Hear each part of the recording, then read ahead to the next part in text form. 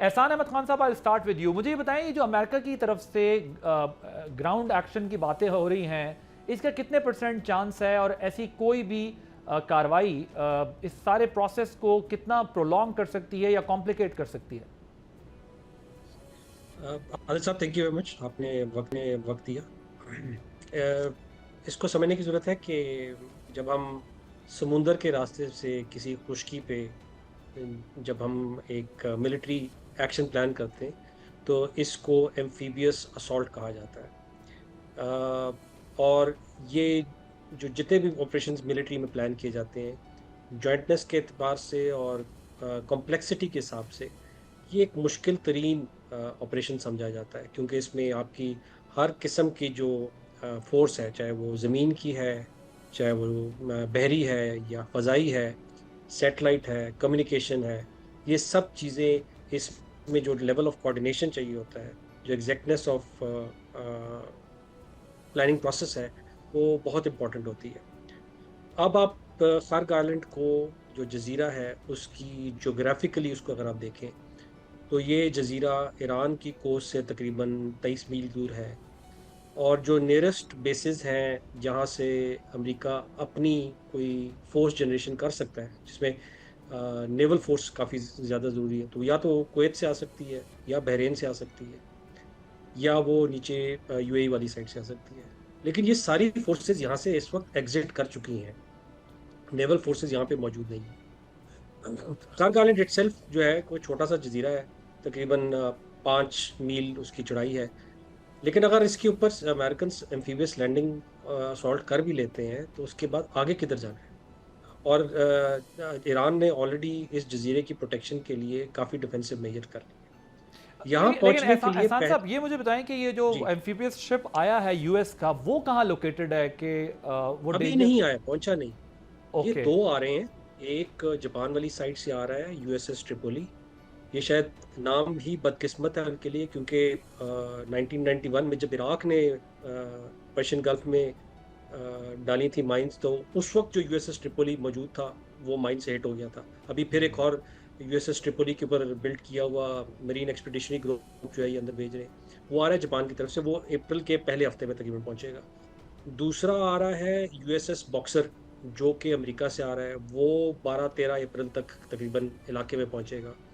तीसरी जो चीज़ है वो जो इन्होंने 82nd एयरबॉर्न के जो ट्रूप्स हैं उनको भी हम्म। उधर लेकर आए। देखिए, जब ये इस तरह का ऑपरेशन होता है, और हिस्ट्री में अगर आप जाएं तो नॉर्मेंडी लैंडिंग जो थी वो सबसे बड़ा इस तरह का ऑपरेशन था।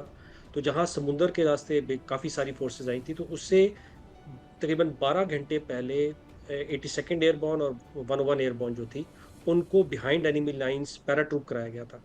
अब ठीक है, फोर्सेस को तो वहाँ पे जमा किया जा रहा है, और इन दो एक्सपीडिशनरी ग्रुप्स को और ये जो 82nd एयरबॉर्न के जो फौजी आ रहे हैं, ये मिला के तकरीबन 7,500-8,000 फौजी बनते हैं। दूसरी तरफ ईरान का 6 लाख की आर्मी मौजूद है। तो जब आप एम्फीबियस असॉल्ट में जाते हैं, आपको 1:3 रेशो की ओवरवेलमिंग मेजोरिटी चाहिए होती है, अदरवाइज आपका असॉल्ट कभी भी कामयाब नहीं हो सकता। और अगर चले एक दफ़ा हम एज्यूम कर लेते हैं कि खर्ग आइलैंड पे पहुंच गए, वो एक चटियल मैदान है, कोई प्रोटेक्शन नहीं है। फरूख साहब, इकोनॉमिक टर्म्स में ज़रा बात कर लेते हैं। ये तो एक वॉर है ना सर, जो हम देख रहे हैं, जो इकोनॉमी ने डैमेज करना है, जिसके हम अक्सर जो हम बात करते हैं कि रोड एक्सीडेंट में जितने लोग मरते हैं इतने टेररिज्म में नहीं मरते, इसी तरह शायद वॉर में एक दूसरे का ये इतना डैमेज नहीं करेंगे जो पूरी दुनिया अब इकोनॉमिक फ्रंट पर फेस करने जा रही है, जो लोग रोज़ जिएंगे और रोज़ मरेंगे मीशत की वजह से। मैं ज़रा आपसे ये पूछना चाहता हूँ कि क्या इस वॉर में होने वाले जो डायरेक्ट अमेरिकन लॉसेस हैं और ये जो डिस्प्यूट है, इसके रिजल्ट में अमेरिकन इकोनॉमी पर जो पड़ने वाले असरात हैं, क्या वो इतने ज़्यादा हैं कि वो अमेरिकन डिसीजन को इन्फ्लुएंस कर सकें? क्योंकि मिलिट्री पर्सपेक्टिव से भी जो एहसान साहब बात कर रहे थे, इंटरेस्टिंगली वो ये कह रहे थे कि ये नंबर्स काफ़ी नहीं है जो नंबर्स वहाँ पर ग्राउंड ट्रूप्स भेजे जा रहे हैं। सो बहुत सारे फैक्टर्स हैं। क्या अमेरिका में भी कुछ क्योंकि एक ज़ाहिर है उनकी इंटरनल भी पॉलिटिक्स है, प्रेशर है पब्लिक का, आपको क्या लगता है कुछ इन्फ्लुएंस करेगा अमेरिका को भी इतना लॉन्ग प्रोलॉन्ग होना वॉर का? देखिए, जंग एक नहीं है, तीन जगह चल रही हैं।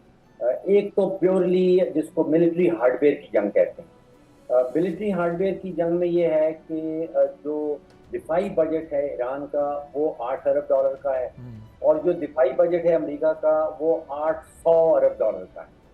तो जो मिलिट्री जंग है, हथियारों की जंग है, उसमें तो वही मुल्क, उसी मुल्क के हथियार भारी होते हैं जिसकी तिजोरी जो है वो ज़्यादा बड़ी है।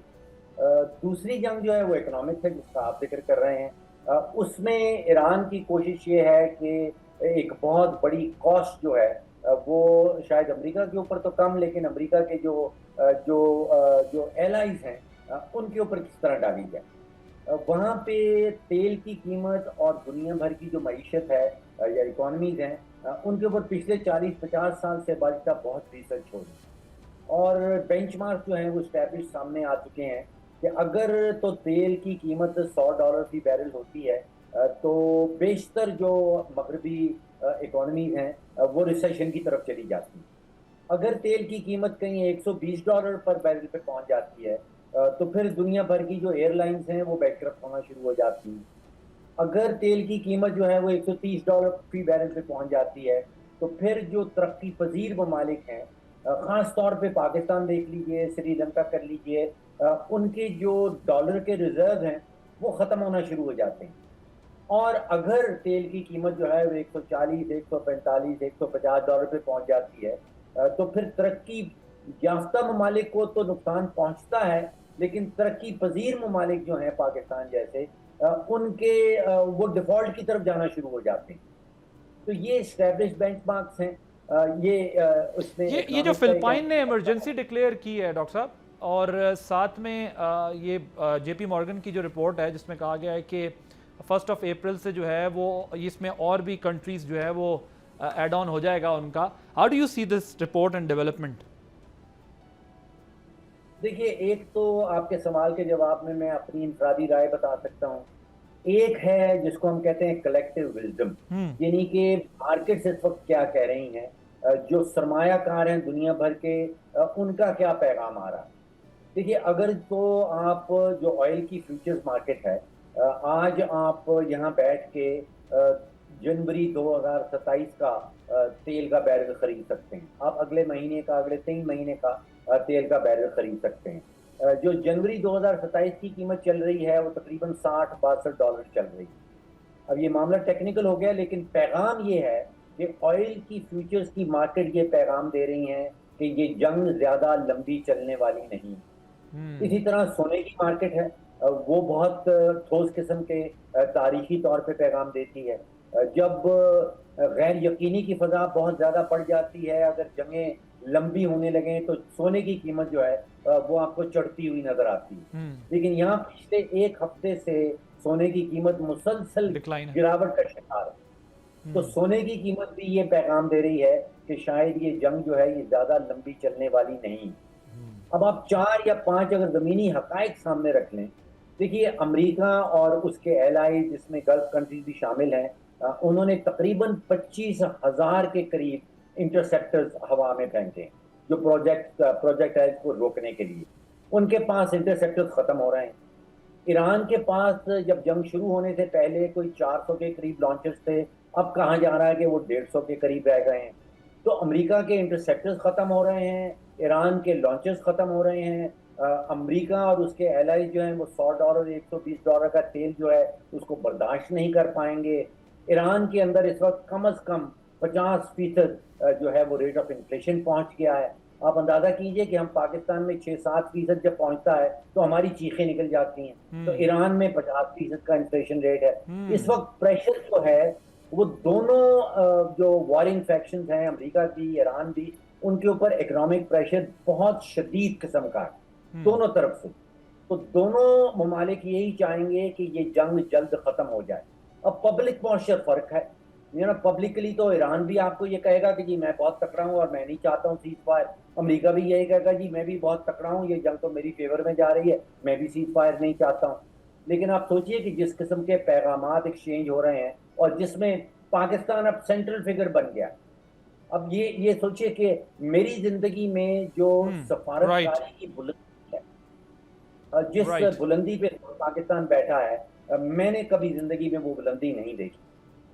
आप सोचिए कि अमेरिका जो है वो भी पाकिस्तान के ऊपर इस वक्त इन्हिसार कर रहा है, चीन भी पाकिस्तान के ऊपर इन्हिसार जी, कर रहा है। अल्हम्दुलिल्लाह, you are right, you are absolutely right. Foreign policy के एस्पेक्ट से जो है वो इस वक्त पाकिस्तान को बिल्कुल उरूज हासिल है और हमें इसको पूरी तरह कैपिटलाइज करना है सिचुएशन को, और पाकिस्तान के फेवर में इंशाल्लाह ये चीज़ें जाएं। सब्सक्राइब करें और बेल दबाएं ताकि कोई खबर रह न जाए।